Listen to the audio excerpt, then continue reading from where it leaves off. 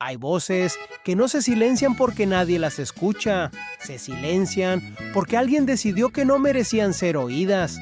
En diciembre de 1997, en una comunidad indígena en las montañas de Chiapas, 45 personas murieron mientras rezaban. Eran mujeres, hombres, niños y ancianos tzotziles. No portaban armas, no eran guerrilleros, no habían amenazado a nadie, oraban. Lo que ocurrió ese día fue documentado, investigado y archivado por gobiernos, organismos internacionales y periodistas de todo el mundo.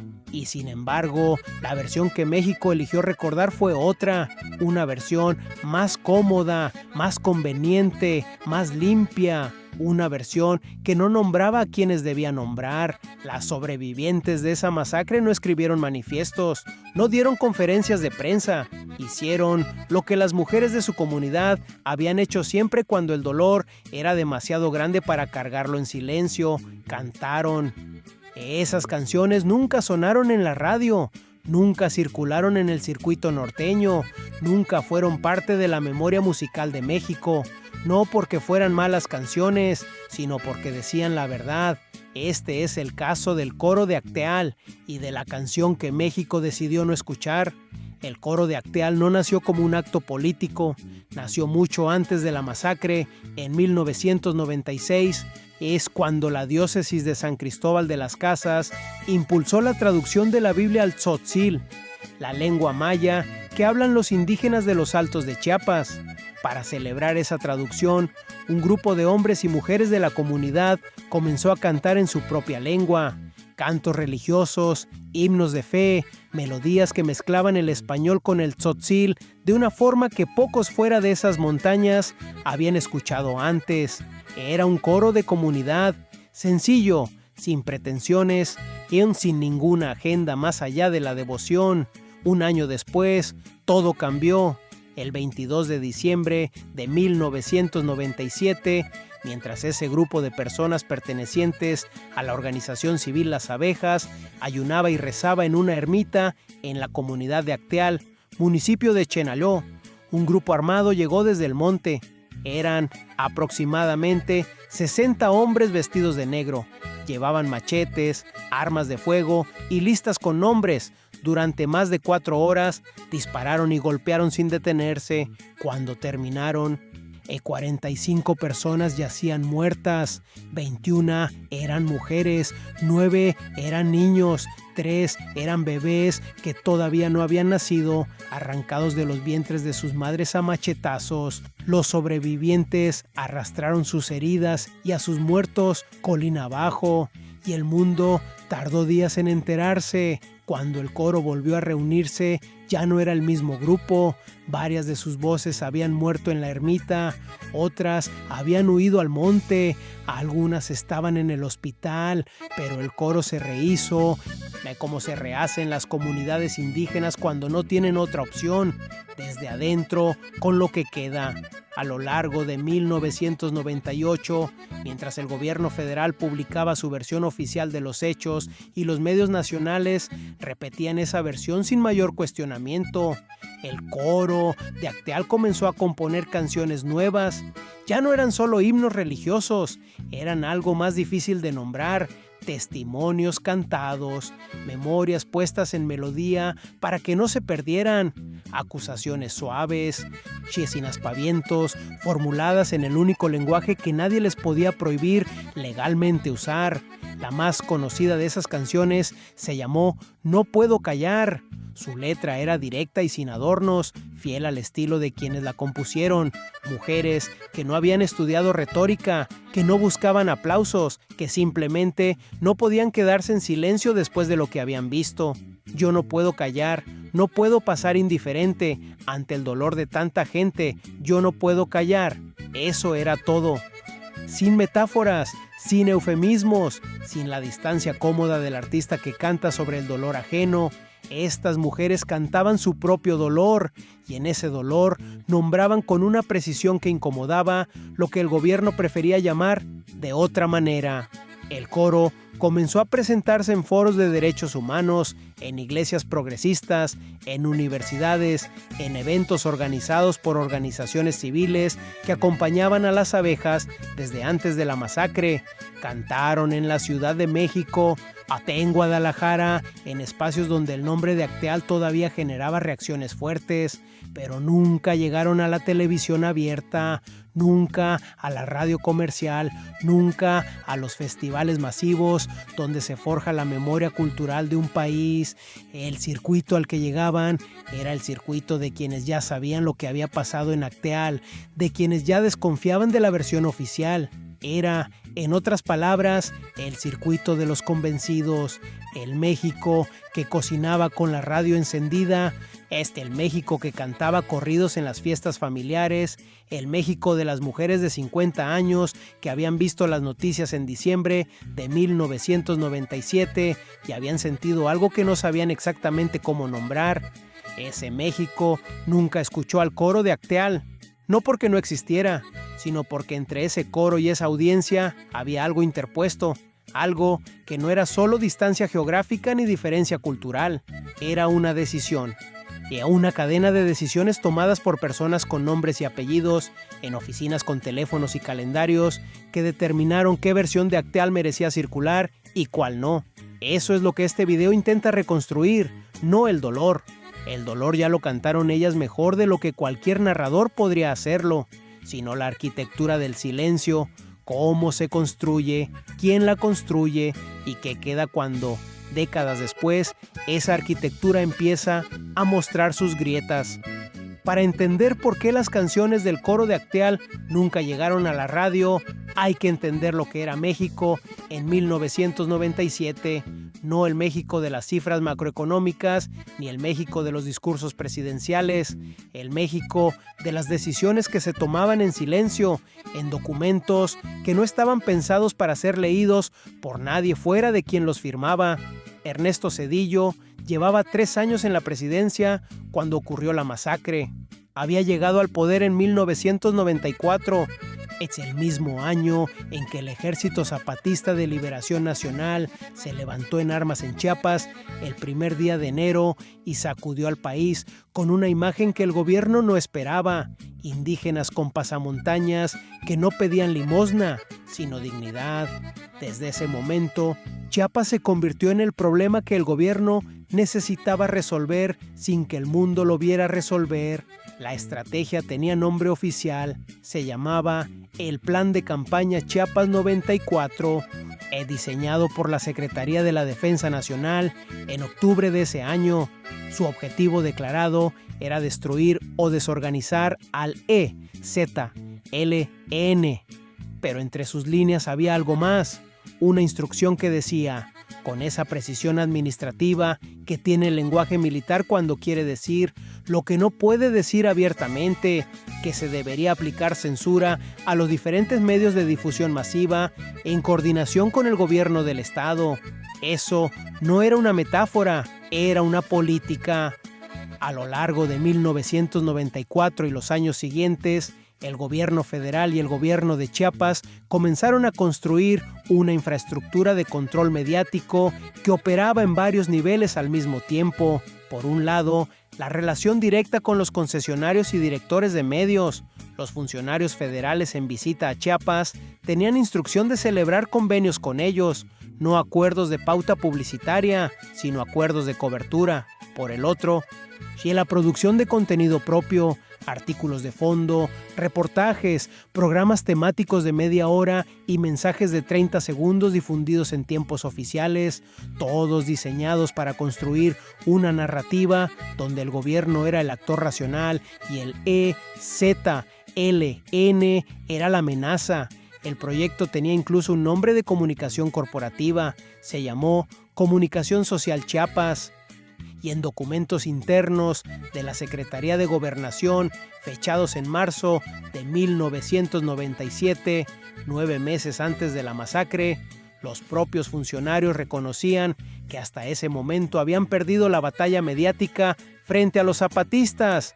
El subcomandante Marcos había resultado ser un comunicador más hábil que cualquier secretario de Estado, El gobierno necesitaba recuperar el terreno, lo que Emilio Choaifet, entonces secretario de Gobernación, no sabía en ese marzo de 1997 era que 9 meses después todos esos planes quedarían rebasados por algo que nadie en Chiapas había podido controlar. El apoyo del gobierno a los grupos paramilitares se había salido de cauce en una pequeña comunidad de los Altos llamada Acteal. Los grupos paramilitares no eran una novedad. Llevaban años operando en Chiapas con nombres que combinaban la ironía con la amenaza. Paz y Justicia, Los Chinchulines, Máscara Roja. Nacieron como estrategia de contrainsurgencia, grupos formados dentro de las propias comunidades indígenas para enfrentar a las bases de apoyo zapatistas desde adentro, con la lógica de que el Estado podía negar cualquier responsabilidad directa. Lo que los documentos desclasificados de la Agencia de Inteligencia de la Defensa de Estados Unidos revelarían años después era que ese apoyo no era informal ni improvisado. Era una estrategia de contrainsurgencia cuidadosamente planeada que combinaba programas de acción cívica, propaganda en medios y operaciones de inteligencia secreta diseñadas específicamente para fortalecer a esos grupos y provocar conflictos contra los simpatizantes del ESTLN.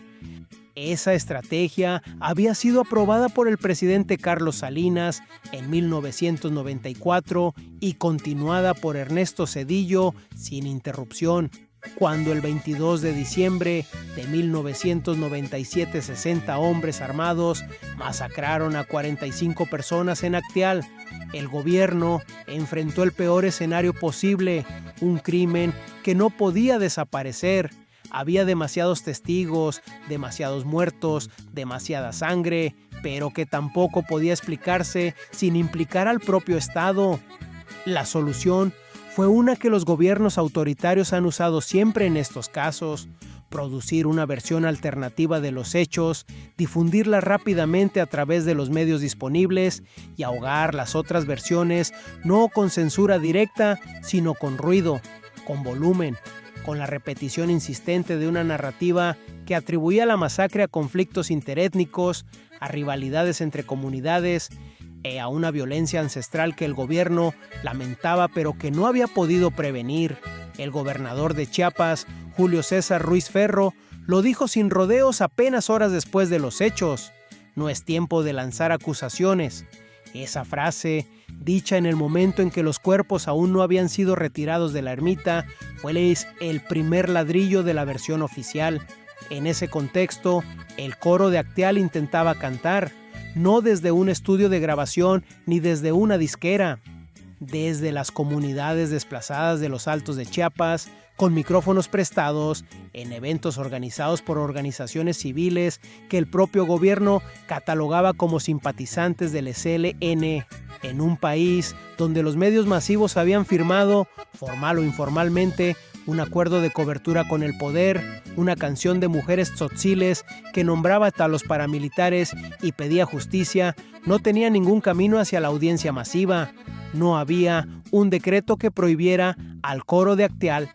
No hacía falta. El sistema de medios de 1997 en México funcionaba con una lógica que no necesitaba censura explícita. Los directivos de radio y televisión sabían qué voces tenían acceso al micrófono y cuáles no.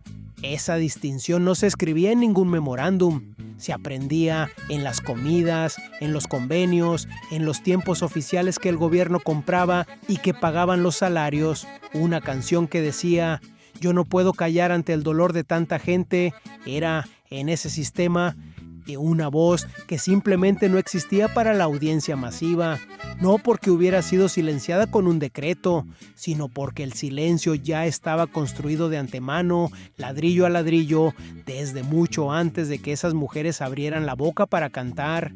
Eso es lo que hace que este caso sea distinto a una simple historia de censura. La censura supone que algo existía y fue borrado.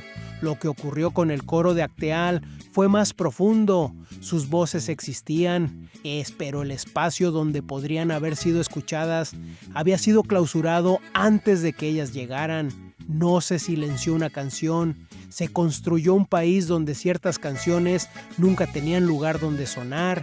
Antes de que existiera la masacre, antes de que existiera el coro y antes de que existiera la canción que México no quiso escuchar, existía una organización que había tomado una de las decisiones más difíciles que puede tomar una comunidad en medio de una guerra: no tomar partido. La sociedad civil Las Abejas nació el 9 de diciembre de 1992 en el municipio de Chenaló, en los Altos de Chiapas. No nació de una ideología, ni de un partido, ni de una consigna nacional. Nació de un conflicto de tierra. En la comunidad de Tzangenbolom, una disputa por 120 hectáreas había derivado en violencia. 2 hermanas habían sido presuntamente secuestradas para obligarlas a firmar la renuncia a sus derechos sobre ese terreno. En el proceso, un hombre había muerto. La comunidad quedó dividida entre quienes apoyaban al que había ejercido la fuerza y quienes creían que los conflictos debían resolverse con diálogo. Los que eligieron el diálogo se reunieron con representantes de 22 comunidades y fundaron Las Abejas. El nombre no fue una declaración poética, fue una descripción. Las abejas trabajan juntas, no tienen ejército propio, construyen desde adentro. Eso era lo que esas familias querían ser, una fuerza de construcción, no de destrucción. La organización creció bajo la sombra del trabajo pastoral del obispo Samuel Ruiz García, figura central de la diócesis de San Cristóbal de las Casas y uno de los impulsores más conocidos de la teología de la liberación en México. Ruiz García había pasado décadas construyendo una iglesia que hablaba en tzótzil, que reconocía las estructuras comunitarias indígenas y que entendía la pobreza no como un destino, sino como una consecuencia. Bajo ese paraguas, y Las Abejas desarrollaron sus propias comisiones de salud, educación, derechos humanos y producción de café. Era una organización bien estructurada, no improvisada, no dependiente de ningún partido ni de ningún líder carismático individual. Sus decisiones se tomaban en asambleas de delegados comunitarios. Su fortaleza no estaba en las armas ni en el número, sino en algo más difícil de construir y más difícil de destruir: la cohesión interna y la claridad de principios. Cuando el 1 de enero de 1994 el EZLN se levantó en armas en San Cristóbal de las Casas y anunció que la guerra contra el Estado mexicano había comenzado, Las Abejas tomaron su decisión con una imagen que dice más que cualquier comunicado. Así como nuestro cuerpo tiene 2 ojos, 2 oídos, 2 manos, 2 piernas, la sociedad tiene que tener sus 2 piernas. El EZLE es una y nosotros como civiles somos la otra. Se declararon zona neutral, pintaron sus casas y templos de blanco.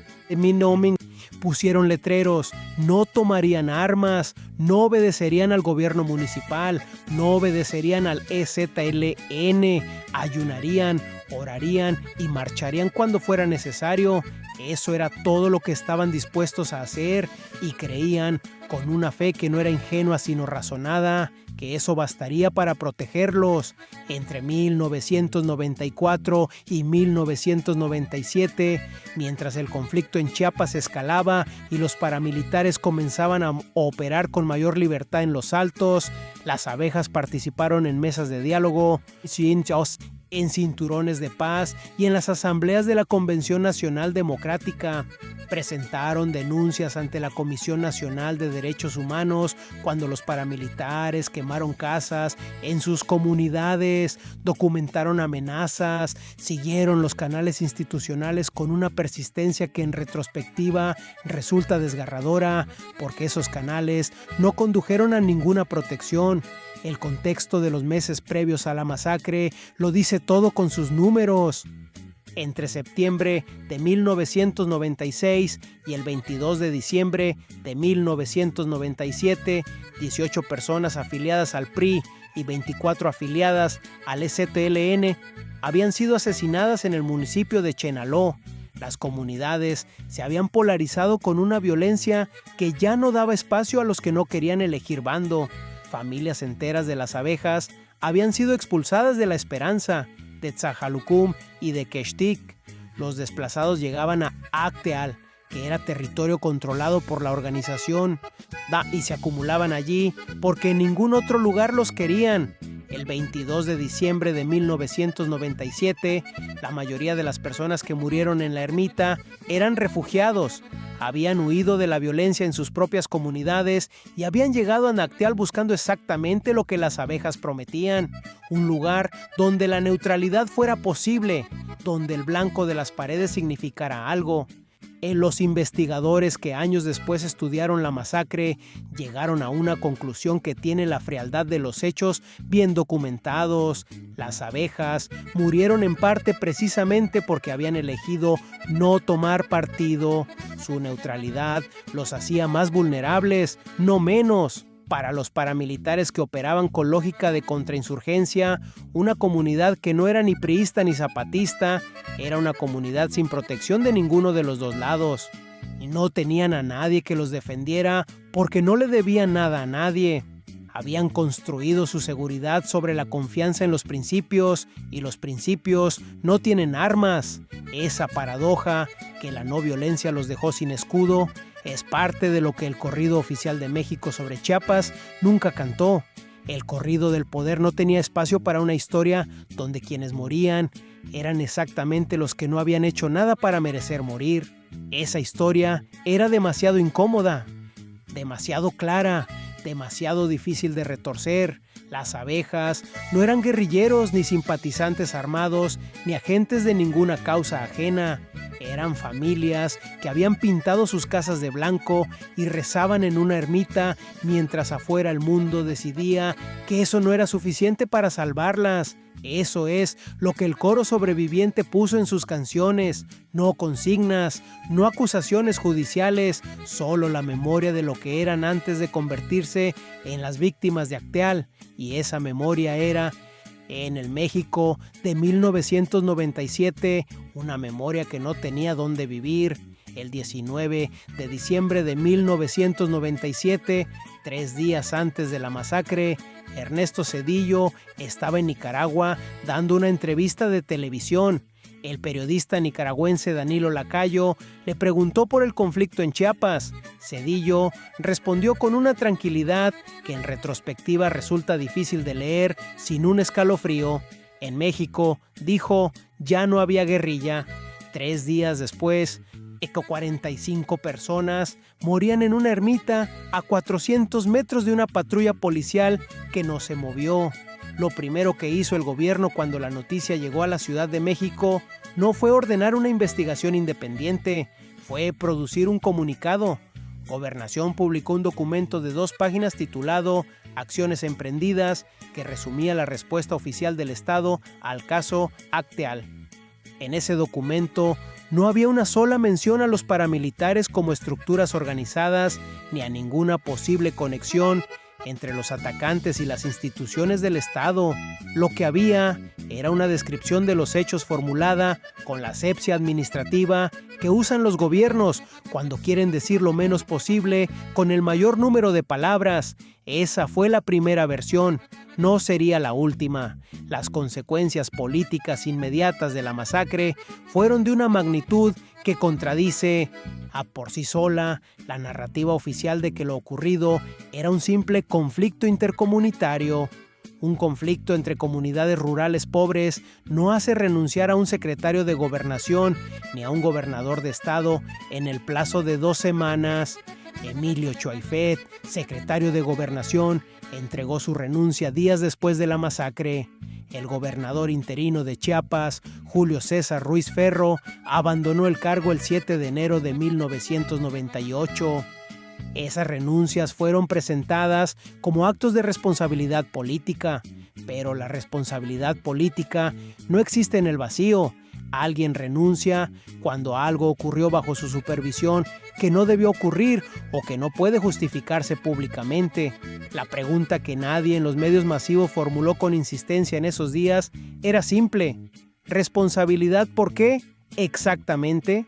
El gobierno no respondió esa pregunta.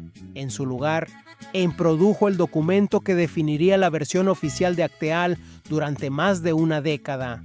El libro blanco sobre Acteal, publicado en 1998 por el Procurador General de la República Jorge Madrazo Cuéllar, estableció 3 tesis centrales. Primera tesis: la masacre fue el resultado de conflictos intercomunitarios e interfamiliares dentro del municipio de Chenaló. No fue una operación organizada, no tuvo dirección externa, fue violencia entre vecinos que se había desbordado. Y segunda tesis: los grupos armados que participaron en la masacre eran civiles armados no organizados, articulados de manera espontánea. No eran paramilitares con estructura, entrenamiento ni financiamiento externo. Eran, en la narrativa del Libro Blanco, una manifestación caótica de una situación que el gobierno lamentaba, pero que no había podido prever. Tercera tesis: si el ejército mexicano hubiera tenido presencia el 22 de diciembre de 1997 en Acteal, los hechos nunca se habrían presentado. El ejército, en esta versión, era la solución ausente, no parte del problema. Esas 3 tesis tenían una arquitectura precisa. Cada una servía para desmantelar una línea de investigación potencialmente incriminatoria. Si la violencia era intercomunitaria, no había estado involucrado. Si los atacantes eran espontáneos y desorganizados, no había cadena de mando que investigar. Y si el ejército era la solución, y cualquier investigación sobre su papel real en Chiapas quedaba invertida desde el principio. Lo que el Libro Blanco no mencionó era lo que ya existía en los archivos de la Procuraduría desde antes de ser publicado. Una declaración ministerial de un policía estatal admitía que el 26 de noviembre de 1997, casi un mes antes de la masacre, él mismo había custodiado, por instrucciones superiores, a un grupo de paramilitares tzotziles que transportaban en costales, sobre una camioneta o un cargamento de armas conocidas como cuernos de chivo. La instrucción, dijo el policía, la había recibido del primer oficial Absalón Gordillo Ruiz, comandante en Majomut. Eso no era violencia espontánea entre vecinos, eso era logística. El alcalde de Chenaló, Jacinto Arias Cruz, fue detenido y vinculado a proceso el 2 de enero de 1998 por haber proporcionado armas a los atacantes. Eso tampoco aparecía con claridad en el Libro Blanco. Y la madrugada del 23 de diciembre de 1997, a horas después de la masacre, los policías estatales que llegaron a Acteal no llegaron a preservar la escena del crimen. Llegaron a eliminar los cadáveres y borrar las evidencias. No lo lograron completamente porque los sobrevivientes y algunos periodistas ya estaban ahí. Pero el intento existió, está documentado. Lo que el gobierno construyó con el Libro Blanco no fue solo una versión de los hechos, fue un marco interpretativo, una forma de leer Acteal que hacía imposible llegar, en siguiendo su lógica interna, a ninguna conclusión que implicara al Estado. Era un documento diseñado no para encontrar la verdad, sino para administrar la distancia entre la verdad y lo que el gobierno podía admitir públicamente. Ese marco funcionó durante años. Los medios masivos lo reprodujeron sin mayor análisis crítico. La versión de los conflictos intercomunitarios se instaló en el lenguaje periodístico como si fuera un hecho establecido. Y mientras eso ocurría, el coro de Acteal cantaba en iglesias y foros universitarios una versión completamente distinta de los mismos hechos. No había forma de que ambas versiones coexistieran en el mismo espacio público. Una tenía el peso del Estado, los medios masivos y la inercia institucional. La otra tenía la voz de mujeres indígenas en un municipio de los Altos de Chiapas, al que la mayoría de los mexicanos no habría podido señalar en un mapa. El resultado no fue una batalla entre versiones, fue la ausencia de batalla. Una versión ocupó todo el espacio disponible, la otra esperó en silencio a que alguien abriera los archivos correctos. El 22 de diciembre de 1997 amaneció frío en los Altos de Chiapas. En el campamento de desplazados de Acteal, conocido como Los Naranjos, varias decenas de familias de las abejas llevaban días reunidas. Habían huido de sus comunidades de origen porque los paramilitares habían quemado casas amenazado a familias y matado a varios vecinos en las semanas anteriores. Acteal era el lugar donde se refugiaban porque era territorio de la organización, era el lugar blanco. Esa mañana ayunaban y oraban, no por costumbre sino por razón específica. Pedían el regreso de la paz al municipio de Chenaló. Era un ayuno de protesta y de fe al mismo tiempo. Mientras rezaban, un grupo de hombres comenzó a rodear la cañada desde el monte. Eran aproximadamente 60, vestidos de negro, con pasamontañas. Portaban rifles de alto calibre, armas que en México son de uso exclusivo del ejército. Una testigo llamada Micaela, que logró escapar y declaró después ante organizaciones de derechos humanos, los vio llegar y los reconoció. Reconoció sus caras. Eran hombres de los Chorros, de Pechiquil, de La Esperanza, de las propias comunidades del municipio. Los más dirigentes, dijo, estaban vestidos como militares, no como paramilitares. Los otros, los ejecutores, llevaban pasamontañas. Realizaron una maniobra que los militares llaman envolvente. Rodearon la posición desde 3 ángulos para eliminar las vías de escape y entonces abrieron fuego a quemarropa sobre personas que oraban. El ataque duró más de 4 horas. 4 horas es un tiempo largo para hacer lo que hicieron. No fue un enfrentamiento ni una emboscada de minutos. Fue una operación sostenida, con recargas de munición, con persecución de quienes intentaban huir ladera abajo, y con uso de machetes sobre quienes ya habían caído. Cuando terminó, los muertos eran 45.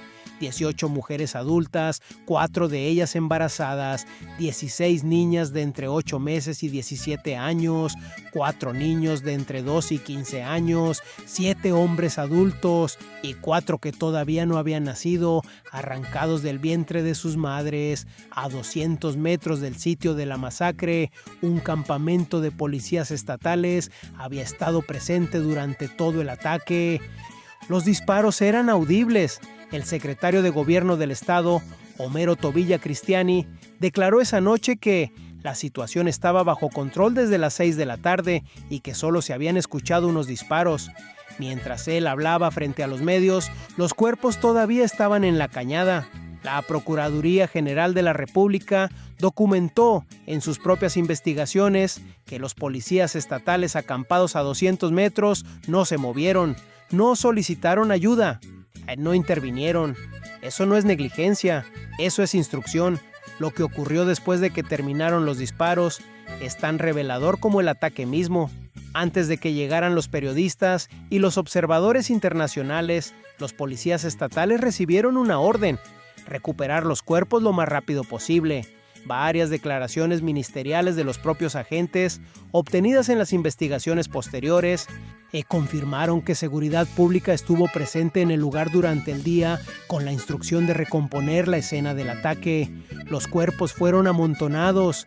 En algunos de ellos se insertaron armas de fuego como si los muertos hubieran sido combatientes. No alcanzaron a terminar. Los periodistas y las organizaciones civiles llegaron antes de que el escenario estuviera completamente alterado, pero el intento quedó registrado. Lo que las autoridades no pudieron borrar fue la sangre, o los testimonios y los casquillos de armas que no tendrían que haber estado en manos de ningún civil. Los documentos que explicarían el andamiaje completo de lo ocurrido no llegarían sino años después, cuando el Archivo de Seguridad Nacional de la Universidad George Washington obtuvo, mediante la Ley de Libertad de Información de Estados Unidos, a un conjunto de cables y reportes de la Agencia de Inteligencia de la Defensa, la DEA, fechados entre 1994 y 1998.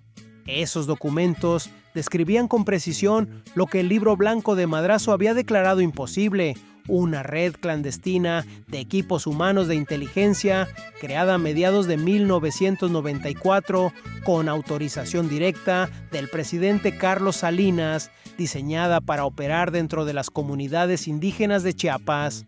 Y el objetivo de esa red era identificar a los simpatizantes zapatistas y fortalecer a los grupos armados antizapatistas, los paramilitares, dándoles entrenamiento, financiamiento y, crucialmente, protección contra los arrestos por parte de las agencias de seguridad y las unidades militares que patrullaban la región. En otras palabras, los paramilitares que mataron a 45 personas en Acteal no eran civiles espontáneos, eran una estructura que el propio Estado había construido y entrenado y protegido durante 3 años. Y esa estructura había sido heredada por Ernesto Zedillo cuando llegó a la presidencia en diciembre de 1994 y continuada sin interrupción hasta el momento en que se salió de control de una forma que ya no pudo administrarse en silencio. El mismo año en que esos documentos de la DIA llegaron a los medios, 2009, la Suprema Corte de Justicia de México anuló las condenas de 20 de los paramilitares presos por la masacre, argumentando irregularidades procesales. Los mismos documentos que probaban la responsabilidad institucional del Estado circulaban en los archivos académicos mientras el sistema judicial mexicano liberaba a los ejecutores materiales. Esas dos cosas ocurrieron en el mismo año, en el mismo país, con los mismos hechos como referencia. Hay un detalle en los testimonios de los sobrevivientes que no suele aparecer en los resúmenes periodísticos, pero que dice más que cualquier documento desclasificado. Varios de los atacantes fueron reconocidos por sus víctimas. No eran extraños llegados de otro estado, eran vecinos, hombres que habían crecido en las mismas comunidades, que habían comido en las mismas mesas, que conocían los nombres de los niños que estaban matando. Micaela los llamó por sus nombres en su declaración: Diego, Antonio, Pedro. Eso es lo que hace a la masacre de Acteal diferente a una operación militar convencional.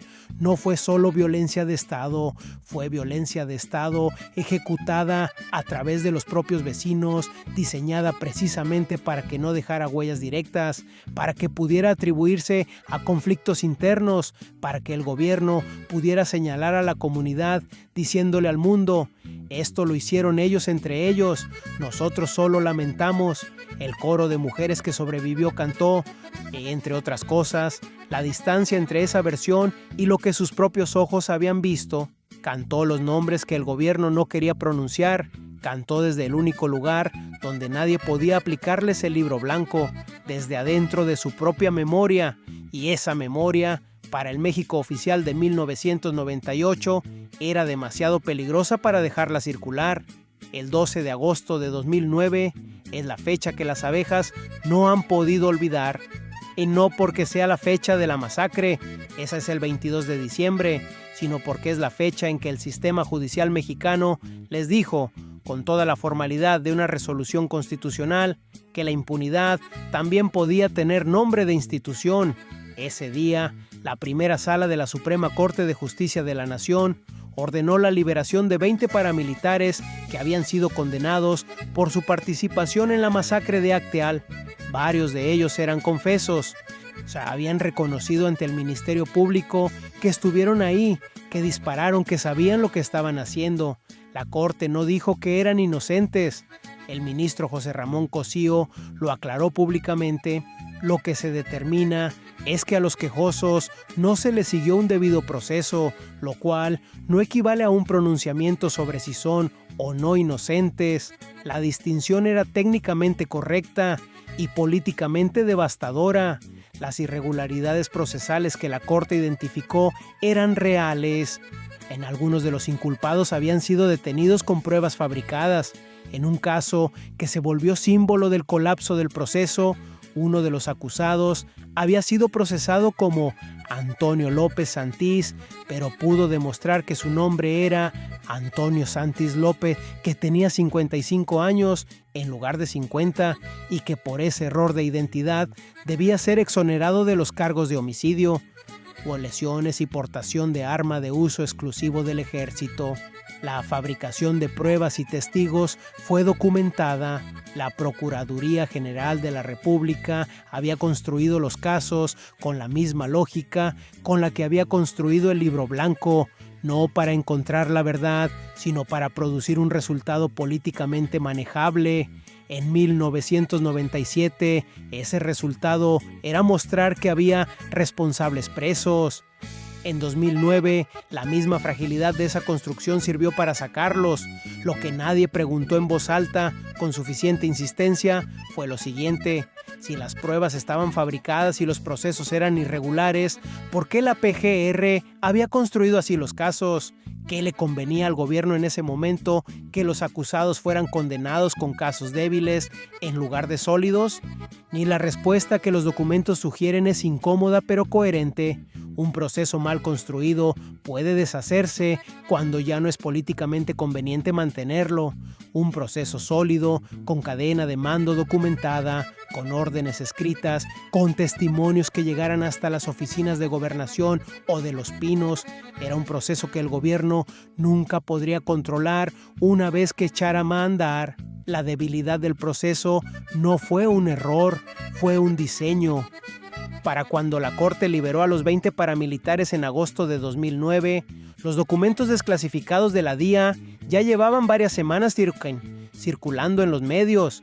El periódico La Jornada había publicado un reportaje el 22 de agosto de ese año con un título que resumía lo que esos cables decían: prueba información del Pentágono que la matanza de Acteal fue planeada.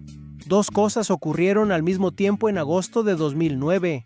En los archivos de inteligencia de Estados Unidos demostraban la responsabilidad institucional del Estado mexicano, y el sistema judicial de ese mismo estado liberaba a los únicos hombres que habían sido condenados por la masacre. Esa coincidencia de fechas no fue planeada, pero su efecto fue el de una conclusión. México encontró la forma de cerrar el caso sin cerrarlo. Dejó libres a los ejecutores materiales, argumentando irregularidades procesales. Mientras los archivos que documentaban a los autores intelectuales permanecían en manos de una universidad estadounidense y no de un juez mexicano. 2 años después, llegó la declaración que muchos habían esperado durante más de una década. En octubre de 2011, la Fiscalía Especializada de Chiapas para la investigación del caso Acteal presentó un informe de 126 páginas que establecía responsabilidad penal directa del expresidente Ernesto Zedillo. Y también señalaba a su secretario particular, Liévano Sáenz Ortiz, y al exgobernador Julio César Ruiz Ferro. El documento se construyó, entre otras fuentes, sobre la declaración ministerial del propio Emilio Choaifet, el exsecretario de Gobernación que había renunciado días después de la masacre.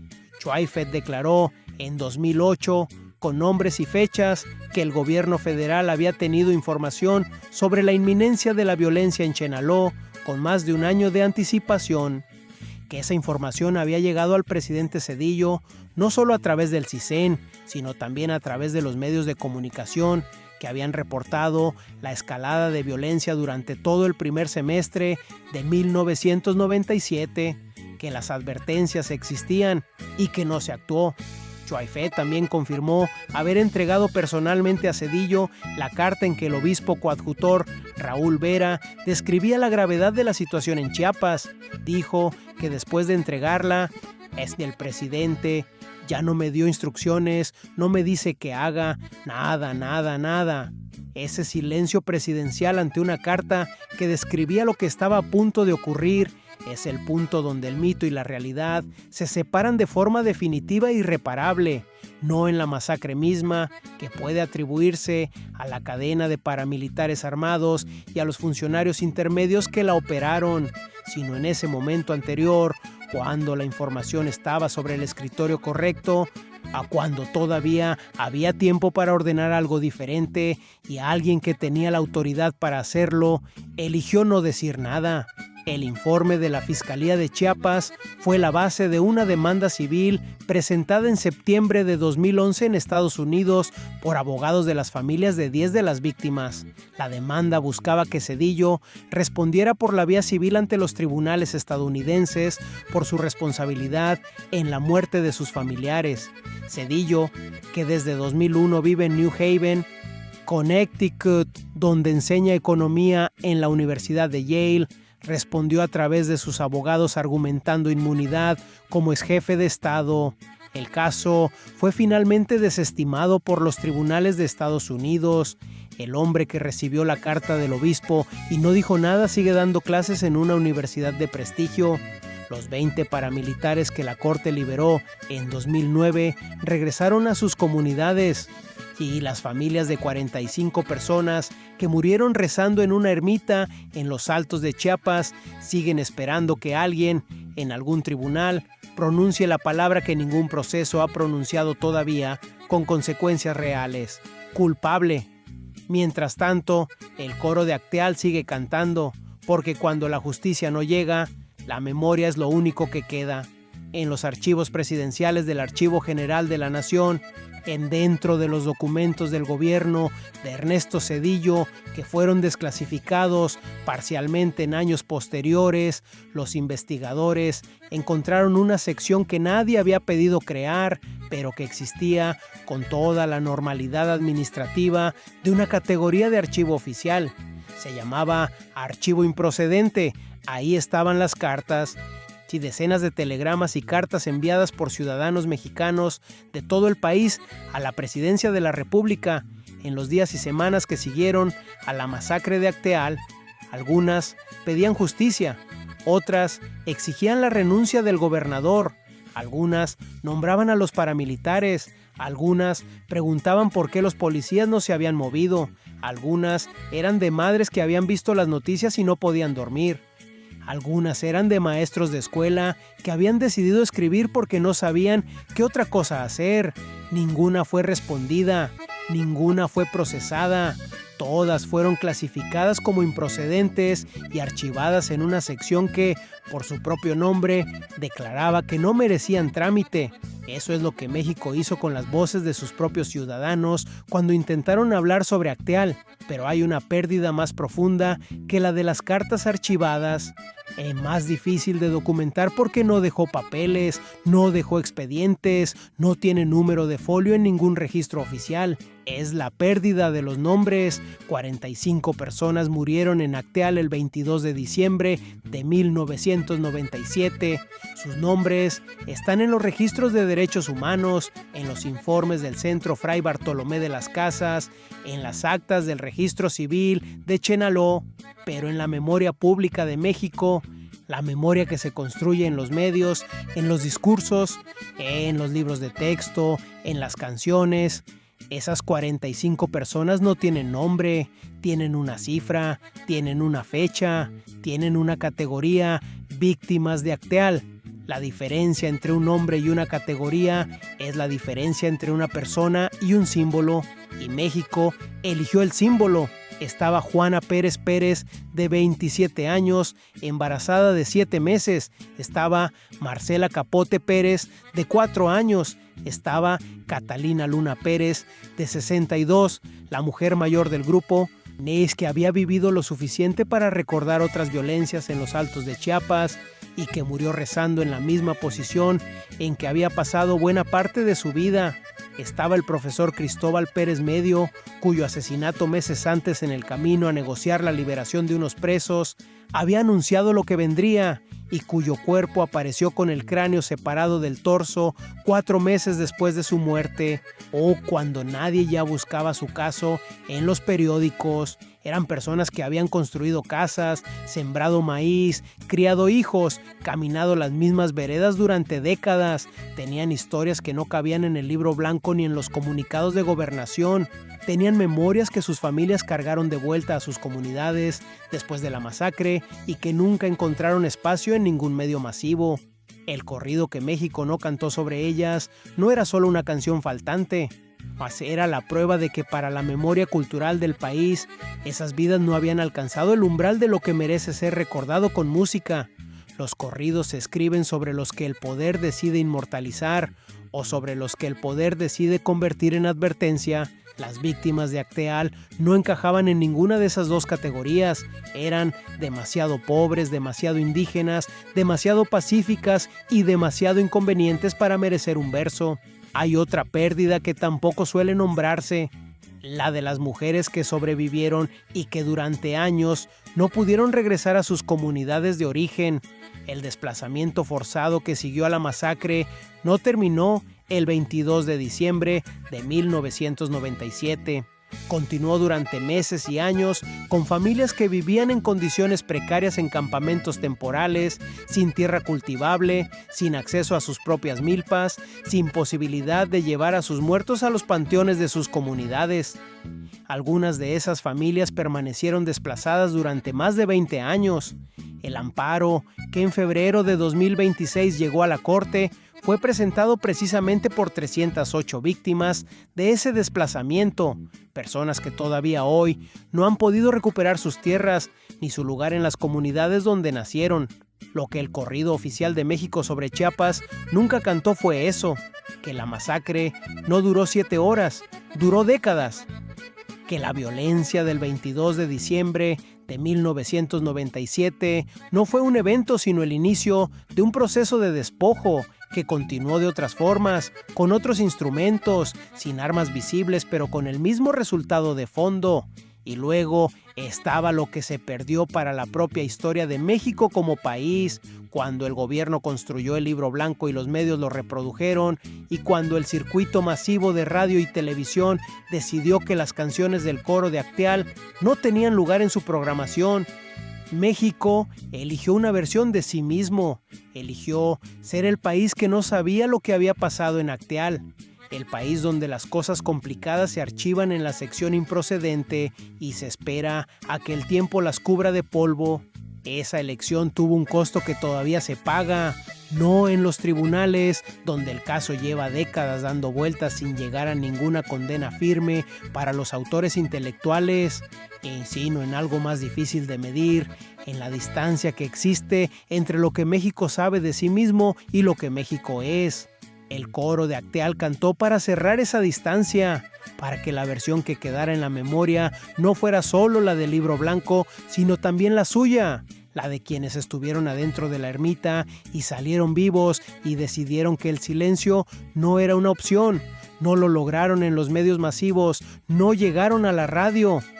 No llegaron a las familias mexicanas que en 1998 cocinaban con la televisión encendida y escuchaban la versión oficial sin cuestionarla. Pero esas canciones existen, están grabadas, están en los archivos de organizaciones civiles, en los servidores de universidades, en los teléfonos de activistas de 3 continentes que las descargaron en algún momento de los últimos 25 años. Lo que se perdió no se perdió del todo, solo quedó guardado en los lugares donde México oficial nunca busca. En febrero de 2026, el Pleno de la Suprema Corte de Justicia de la Nación atrajo un amparo en revisión relacionado con la masacre de Acteal. El caso que la Corte decidió conocer no era sobre los autores intelectuales de la masacre, ni sobre la cadena de mando que la hizo posible. Era sobre el desplazamiento forzado, sobre las 308 personas que desde el 22 de diciembre de 1997 no han podido regresar a sus tierras, a sus milpas, a los panteones donde están enterrados sus muertos. 28 años después, México todavía debate si tiene obligación de reparar el daño a quienes sobrevivieron. La sociedad civil, las abejas, reaccionó al anuncio de la Corte con una claridad que viene de quien ha aprendido a leer las instituciones sin ilusiones. Aclaró públicamente que no había solicitado esa atracción, que no mantiene ningún tipo de diálogo ni relación con instancias gubernamentales desde 2009, desde el año en que la misma Corte liberó a los paramilitares confesos, y formuló una pregunta que no necesitaba respuesta para tener peso. ¿Acaso creen que no tenemos memoria o dignidad? La organización que nació de un conflicto de tierras en 1992 y que llegó al 22 de diciembre de 1997, pintada de blanco y rezando, existe todavía, pero no es la misma organización que era antes de la masacre. Y tampoco es la misma que era en los años que siguieron. En 2014, después de que entre 2009 y 2010 la Suprema Corte liberara a varios de los condenados y el gobierno promoviera acuerdos de solución amistosa con algunos grupos que afirmaban representar a las víctimas, las abejas se fracturaron en 3. Una parte firmó ese acuerdo con el Estado, las otras 2 lo rechazaron. La que se reconoce como la organización original, la que lleva el nombre la historia y lo que llaman la Tierra Sagrada de Acteal. Denuncia desde entonces que el grupo que negoció con el gobierno ha intentado despojarla de su sede, usar indebidamente su nombre y sus imágenes, y confundir a quienes desde fuera intentan entender qué quedó de las abejas. La masacre no terminó con los cuerpos, continuó en los expedientes, en los tribunales, en las fracturas internas, en las disputas por el nombre y la memoria de los propios muertos. El coro de Acteal sigue existiendo. Sigue cantando en los aniversarios de la masacre, en los eventos de organizaciones de derechos humanos, en las plazas de San Cristóbal de las Casas, cuando las abejas marchan con sus cruces blancas y sus fotos de los muertos. En diciembre de 2025, cuando se cumplieron 28 años de la masacre, el coro estuvo presente en la conmemoración. Las mujeres que lo integran hoy no son todas las mismas que lo fundaron. Algunas murieron, algunas se fueron, pero el coro se renovó de la misma forma en que se renovó la organización entera, desde adentro, con lo que quedaba. Sus canciones siguen sin sonar en la radio, siguen sin formar parte del corrido que México se cuenta a sí mismo sobre lo que ocurrió en Chiapas en los años 90. Ese corrido oficial, el que habla del alzamiento zapatista como una historia de comandantes y pasamontañas y negociaciones en catedrales, no tiene espacio para 45 personas rezando en una ermita, ni para las mujeres que sobrevivieron y decidieron cantar. Pero el canon no es permanente. Lo que un país decide recordar cambia, a veces lentamente, a veces de golpe, cuando un archivo se abre o un testimonio llega al lugar correcto en el momento correcto. En diciembre de 2024, y la Corte Interamericana de Derechos Humanos emitió una sentencia histórica que declaró al Estado mexicano responsable de la desaparición forzada de Antonio González Méndez, base de apoyo de QZLN, desaparecido en enero de 1999. En esa sentencia, la Corte en Pluro DH documentó con detalle lo que los cables de la DIA ya habían anticipado, que el Estado mexicano organizó, entrenó, financió, armó y asistió a grupos paramilitares como parte del plan de campaña Chiapas 94, en una estrategia sistemática que derivó en ejecuciones extrajudiciales, masacres, desapariciones forzadas, desplazamientos y tortura. Acteal no está nombrada en esa sentencia, pero el contexto que describe es exactamente el mismo contexto en que ocurrió, el mismo plan, las mismas estructuras, la misma cadena de responsabilidad institucional. El caso Acteal específico sigue pendiente ante la Comisión Interamericana de Derechos Humanos, esperando el informe de fondo que lleva más de 20 años en trámite. Las abejas han solicitado que ese informe reconozca la responsabilidad del Estado mexicano en la masacre. Mientras ese reconocimiento no exista, dicen, no puede hablarse de justicia verdadera.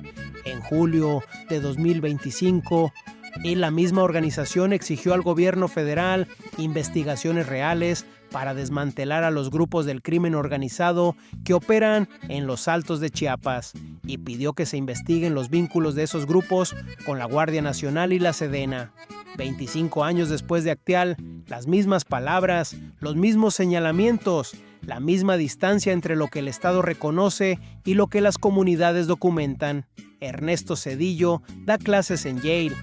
El libro blanco sobre Acteal sigue siendo el documento oficial del gobierno mexicano sobre la masacre.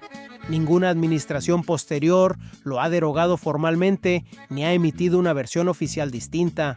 Los paramilitares que la Corte liberó en 2009 viven en sus comunidades y las mujeres del coro de Acteal siguen cantando que no pueden callar, no en la radio, no en la televisión, no en el circuito donde se forja la memoria cultural de un país, sino en los lugares donde las memorias que el poder no quiere administrar encuentran, con más dificultad pero con más persistencia, la forma de no desaparecer. Hay canciones que recuerdan a las personas y hay canciones que las reemplazan. Las canciones del coro de Acteal no reemplazaron a nadie, hicieron algo más difícil. Se negaron a dejar que 45 personas quedaran reducidas a una fecha, a una cifra, a una categoría en el archivo improcedente de la historia oficial de México. Todavía suenan para quien quiera escucharlas.